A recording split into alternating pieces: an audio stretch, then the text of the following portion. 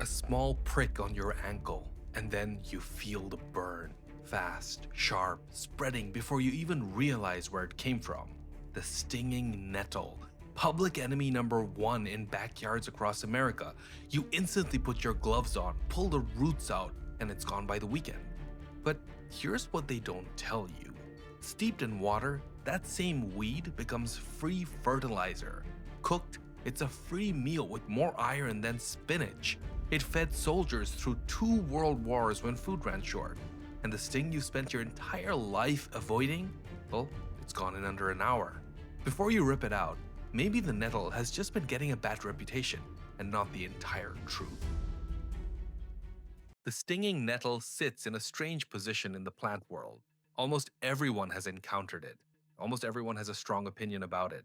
And almost all of those opinions stop at the sting. The plant gets categorized as a nuisance and left there.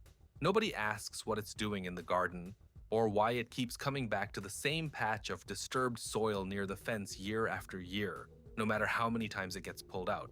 That persistence is actually information. Stinging nettles grow in nitrogen-rich soil. They prefer disturbed ground with high organic matter content. When they appear in your garden in a specific location and keep returning, they're telling you something about the soil chemistry in that spot, the same way dandelions tell you about compacted ground. The nettle didn't choose your garden randomly. It found conditions that suited it. And those same conditions make it one of the most nutritious and productive plants in any temperate garden ecosystem. The myth is simply that the sting is the whole story. It isn't close to the whole story. The sting is the part you remember because your nervous system made sure of that. But it's not the most interesting thing about this plant by a long shot. By the way, if you haven't already, please consider subscribing to my channel. This really helps out new channels like mine. Anyway, like I was saying, the scientific name for the stinging nettle is Urtica dioica. The genus name Urtica comes from the Latin word uro, meaning to burn. That's where the English word urticaria, which is the clinical term for hives, also originates. The species name dioica comes from the Greek word for two houses. It refers to the plant's sexual biology. Stinging nettles are dioecious, which means male and female flowers grow on separate plants. You need both to produce seed. The plant is native to Europe, much of Asia, and North Africa.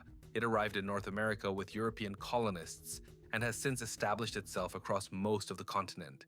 In most of its range, it is considered a weed. In the countries where it originated, it has never entirely shed its historical identity as a food crop and a fiber source.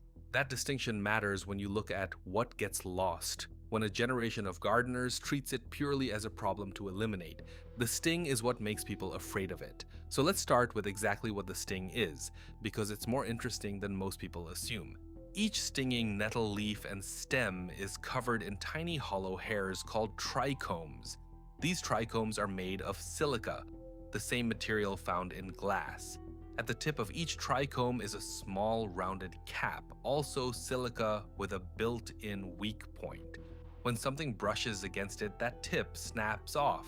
The remaining hair is now a sharp, hollow needle. It pierces the skin and injects a chemical mixture from the base of the hair into the wound. For a long time, scientists assumed formic acid was the main driver of the sting. Formic acid is the same compound in ant bites. It's present in nettle stings, but research has since shown it exists in concentrations too low to fully account for the intensity and duration of the pain. The real culprits are a combination of 4 compounds. Histamine triggers an immediate inflammatory response. Serotonin amplifies the pain signal. Acetylcholine acts as an additional nerve irritant. Formic acid maintains the burn. All 4 are injected simultaneously through a mechanism more precise than most medical syringes. The sting is not random irritation. It's a coordinated chemical defense system. The plant injects your skin with neurotransmitters that your own body produces. Histamine is the same compound your immune system releases during an allergic reaction. Serotonin in your body regulates mood and sensation. When the nettle injects these compounds externally into skin tissue, they trigger a local inflammatory response that your nervous system reads as pain. The reason the sting seems to spread after contact is partly because you spread it. The instinct to rub the affected area moves the chemical cocktail across a larger surface. The burning expands not because the plant injected more than you realized, but because your response to the initial sting distributed it further. This is one of the reasons keeping the area still and washing it promptly with cool water is more effective than rubbing it. The burning lasts between 30 minutes and several hours depending on the exposure and individual sensitivity.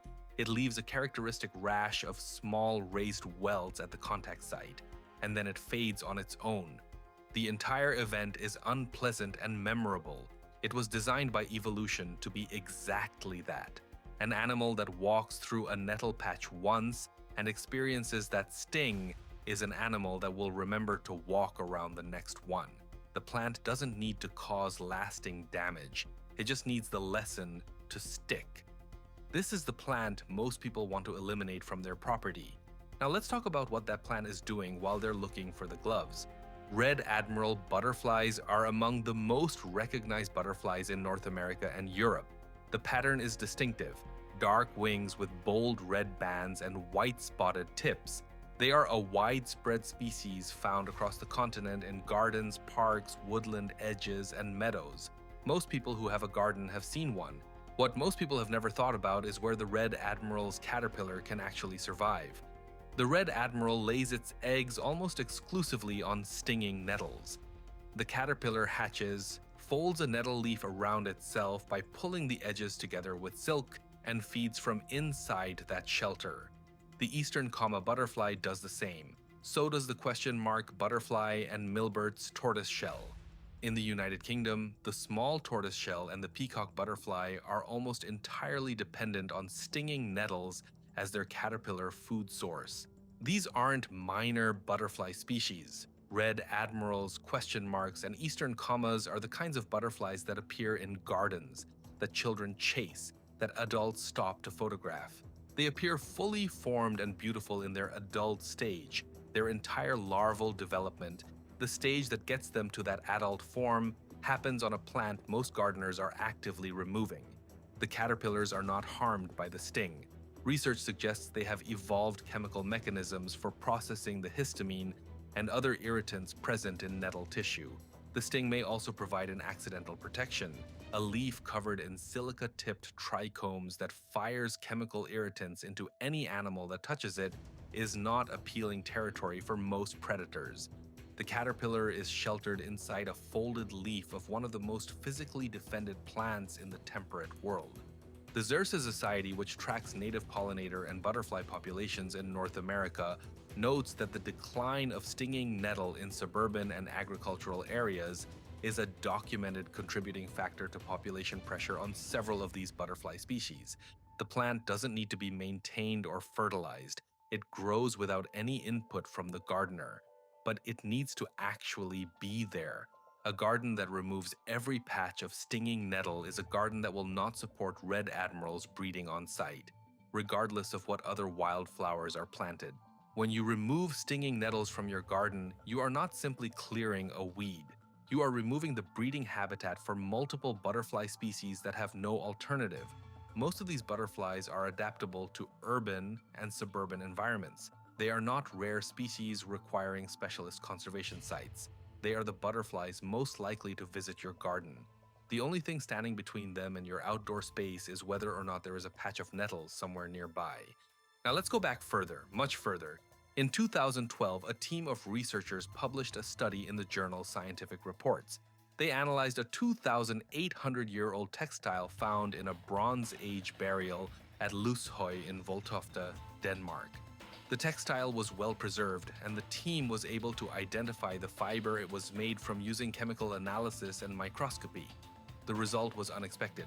The fabric was woven from stinging nettle fiber, not flax, which was the assumed textile plant of Bronze Age Europe, not hemp, nettle. And the researchers found that the nettle used had been imported from what is now the Austria-Slovenia region, suggesting that nettle fiber was considered valuable enough to trade across significant distances at the time. Nettle has been used for cordage and binding since at least the Neolithic period around 4000 BC. Archaeological evidence from the Sweet Track in Somerset, England, found nettle stem bindings used in construction dating to that era. The Looshoi find showed that by the late Bronze Age, somewhere around 800 BCE, people were weaving it into cloth sophisticated enough to be placed in a burial site. The fiber comes from the stem. Inside the outer layer of the plant stalk is a layer called the bast. It contains long cellulose fibers that, once extracted, behave similarly to linen. The process of extraction requires retting, which means soaking the stems to loosen the fiber from the plant material, then hackling, which is combing the fibers into parallel alignment. The result is a strong and flexible textile. Researchers at De Montfort University who studied nettle fiber properties found tensile strength ranging from 24 to 62 centinewtons per tex. That range exceeds both cotton and silk in some measures, and it can be increased further by alkali treatment. Nettle textiles remained in common use across Europe for centuries. By the 1500s, the plant was being woven into bedsheets, tablecloths, and heavy-duty sails. By the 1800s, Scottish weavers had developed a specific nettle cloth known as Scotch cloth. What changed was the expansion of cotton cultivation following colonization of the Americas. Cotton was cheaper to process at scale, easier to grow in quantity, and eventually dominant. Nettle cloth didn't disappear because it was inferior. It was displaced by economics. The most striking episode in nettle textile history came during the First World War. Germany, cut off from colonial cotton supplies by the Allied naval blockade, turned to stinging nettles as an emergency fiber source. Military uniforms required enormous quantities of fabric. Historical records show that German army uniforms during World War I contained nettle fiber blended with wool. Underclothes, stockings, and tarpaulins were produced from the same source. Nettles were harvested across the country and processed for the war effort. By the end of the war, Germany had used an estimated 2.7 million kilograms of nettle fiber in military production. A research program running from 1927 to 1950 in Germany specifically focused on developing higher-yield nettle fiber cultivars.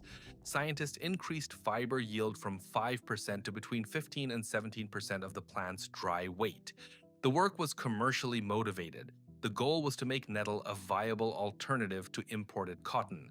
The program was ultimately abandoned, but the research established a body of knowledge that modern sustainable textile researchers have returned to in recent decades as concerns about cotton's water and chemical footprint have grown.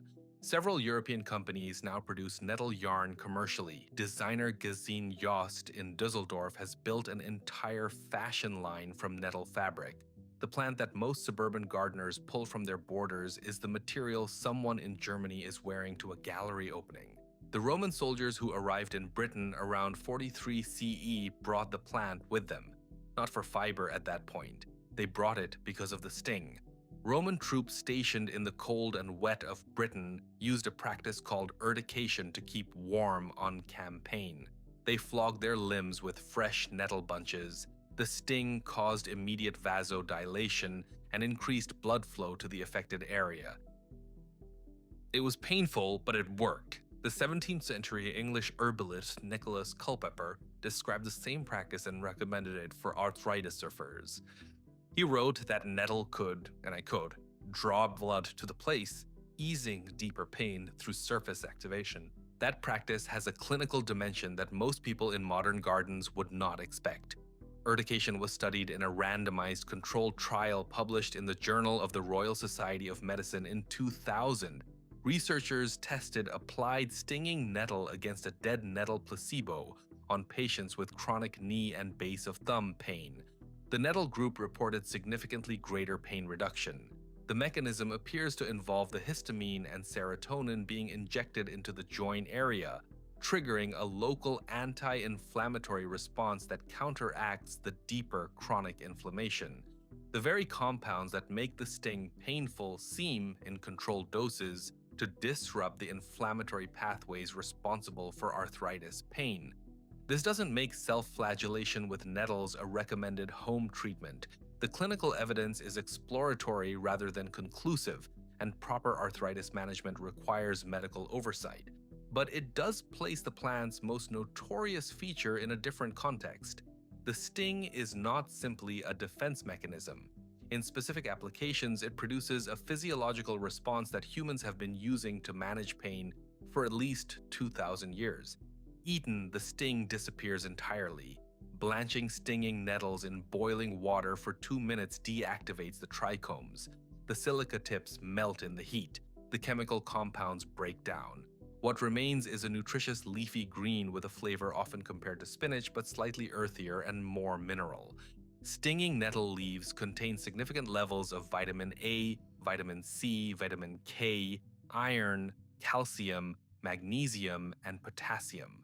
A 100-gram serving of blanched nettle provides roughly 42 milligrams of calcium, 1.64 milligrams of iron, and significant quantities of beta-carotene. The iron content makes nettles historically important in the treatment of anemia.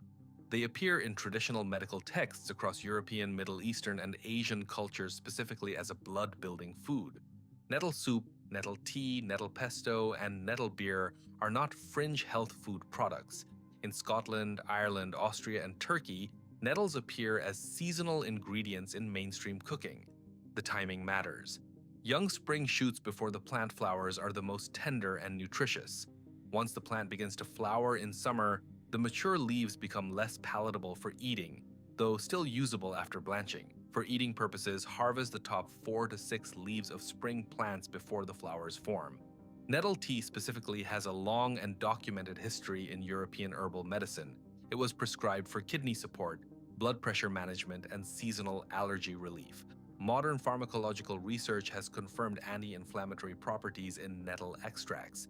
A 2009 randomized controlled trial published in the journal Phytotherapy Research found that patients taking a supplement containing nettle extract alongside fish oil and vitamin E reported fewer arthritis symptoms and less frequent use of anti-inflammatory medication than the placebo group over 3 months.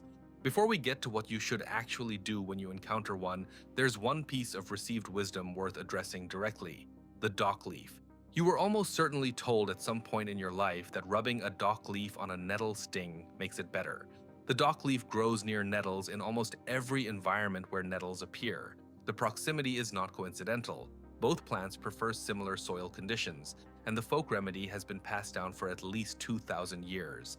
The Greek botanist Pedanius Dioscorides described dock as a remedy for plant irritation in an early pharmacopoeia. The practice is ancient. The science, however, does not support it. In 2024, researchers published the nettle-induced urticaria treatment study, referred to in the literature as the NUTS trial. It was the first properly controlled clinical trial specifically designed to test whether dock leaves relieve nettle sting discomfort. The authors found no evidence of efficacy beyond the control group. No convincing chemical mechanism was identified. Dock leaf sap is acidic. It cannot neutralize the acidic components of the nettle sting. No antihistamines have been identified in its chemistry. The most likely explanation for why dock leaves feel like they work is a combination of effects.